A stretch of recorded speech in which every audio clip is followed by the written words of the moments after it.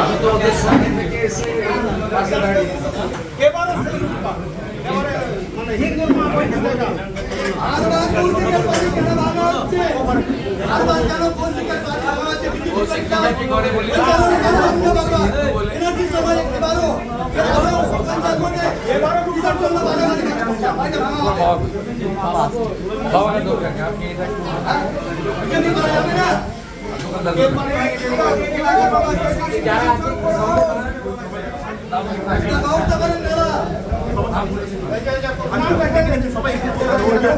বাবা আমরা এসেছি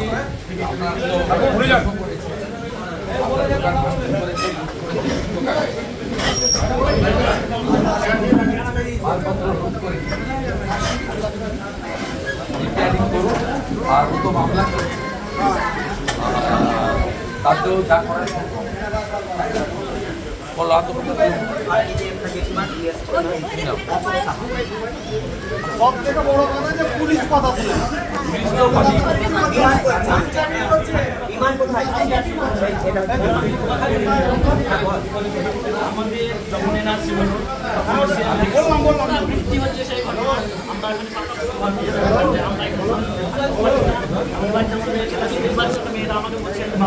মমতা বাংলা থেকে না গেলে হিন্দুদের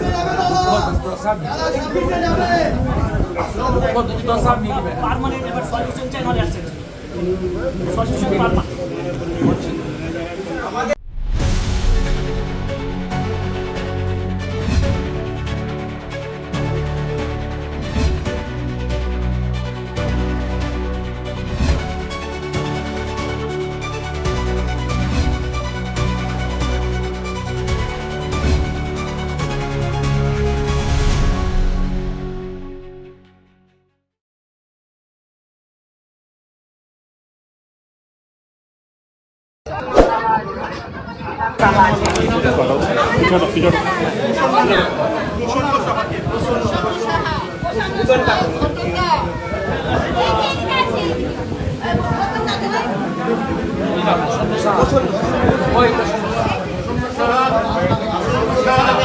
এই সামান্য ক্ষতিপূরণ প্রসন্ন সাহা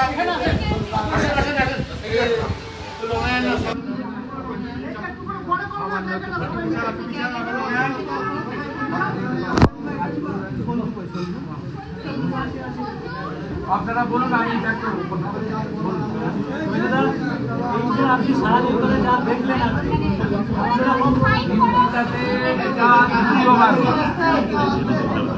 আগে 19 করেছে, মাঝখানে নুপুর শর্মার মন্তব্য নিয়ে করেছে, ভোটের সময় করে, আবার এবারে এখানে বিজেপির তরুণ নেতা গত বিধানসভার প্রার্থী কৌশিক এবং রাষ্ট্রীয় সমন্বয় তাদের 7টা দোকান ভেঙেছে, আংশিক কারো কারো বেশি ক্ষতি হয়েছে। কৌশিকের বাবার ওষুধ দোকান লুট হয়েছে। আমরা দেখতে এসেছিলাম, ইতিমধ্যে কৌশিক এফআইআরও করেছে, হাইকোর্টেরও দ্বারস্থ হয়েছে। এরা বিচার চায়, কেন্দ্রীয় নিরাপত্তা চায়, আর মমতা ব্যানার্জিকে প্রাক্তন করতে চায়।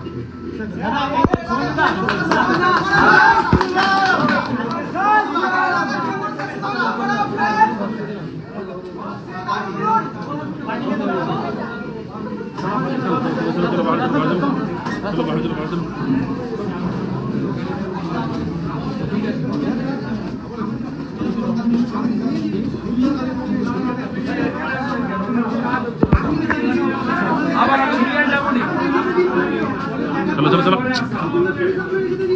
জয় শ্রীরাম জয় শ্রীরাম একদিনে হয়নি।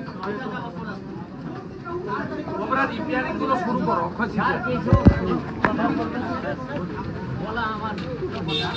আমাকে এই যে আপনি বলেছেন এই ভোটগুলো হিন্দু দলটা এক করতে হবে, মুসলিম দলটা এই কাজটা করতে হবে। আর তখন পুরো আমি একটা লাইভ রাষ্ট্রপতি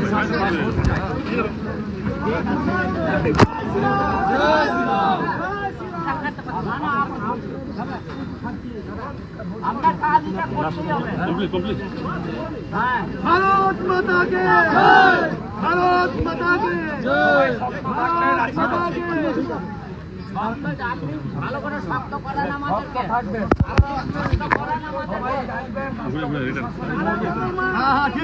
নইলে হিন্দুদের এরা ভোট দিতে দেবে না। দাদা দুজন কালীবন্ধু কথা বলেন ভাই, কথা হয়।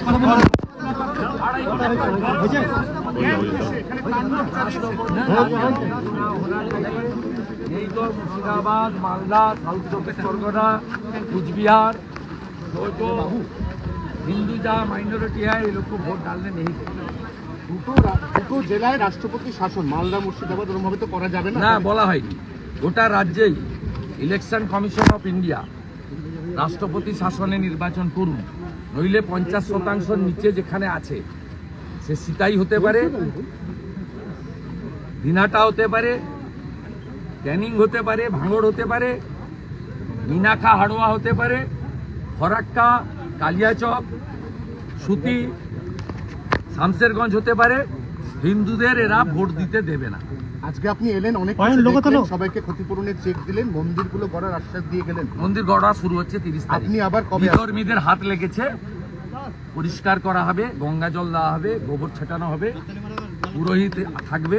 9টা মন্দিরেই 30 তারিখে জালি হিন্দু মমতা ব্যানার্জি জগন্নাথ ধাম কালচারাল সেন্টারের নামে সরকারি টাকায় যে মহোৎসব করছে, পুরী ধামের বদল হয় না। সেই দিন যে মমতার হাত ধরে এখানে মন্দিরগুলো ভেঙেছে, সব মন্দির রিপেয়ারিংয়ের কাজ একসঙ্গে সকাল 9টায় শুরু হবে। 3-4 দিন কাজ হওয়ার পরে আমি আবার ধুলিয়ানে আসব, শামসেরগঞ্জে আসব, মন্দির রিপেয়ারিংয়ের কাজ তদারকি করার জন্য। আজকে ক্ষতিপূরণের 1/3 দেওয়া হয়েছে কাজ শুরু করার জন্য। বাকি টাকাও আমরা বলেছি সরকার তৃণমূলের কাছ থেকে নিতে না, আমরা দেব। এবারে এটার ড্যামেজ কন্ট্রোল কি দীঘার মন্দিরটা, জগন্নাথ মন্দিরটা আগে থেকে করেছে, ওর ভীষণ হিংসা, ও রাম মন্দিরের সঙ্গে করেছে। ওর বলছি তো, যদি পুরী ধাম করতে চান, পুরী ধামের গেটে লেখা আছে হিন্দু ব্যতীত সকলের প্রবেশ নিষেধ। আমরা দেখতে চাই জগন্নাথ গেটে লিখুন, কোমরে জোর আছে তো, যেখানে হিন্দু ছাড়া আর কেউ ঢুকতে পারবে না।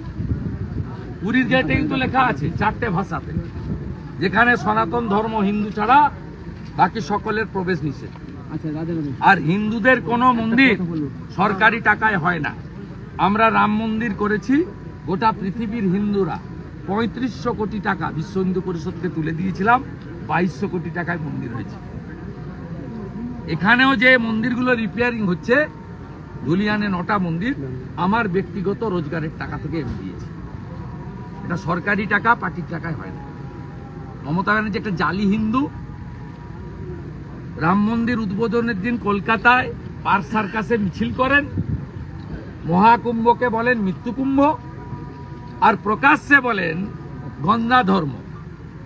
হিন্দু ধর্মকে যিনি গন্ধা ধর্ম বলেন, তিনি আর কিছু নাই হোক হিন্দু হতে পারেন।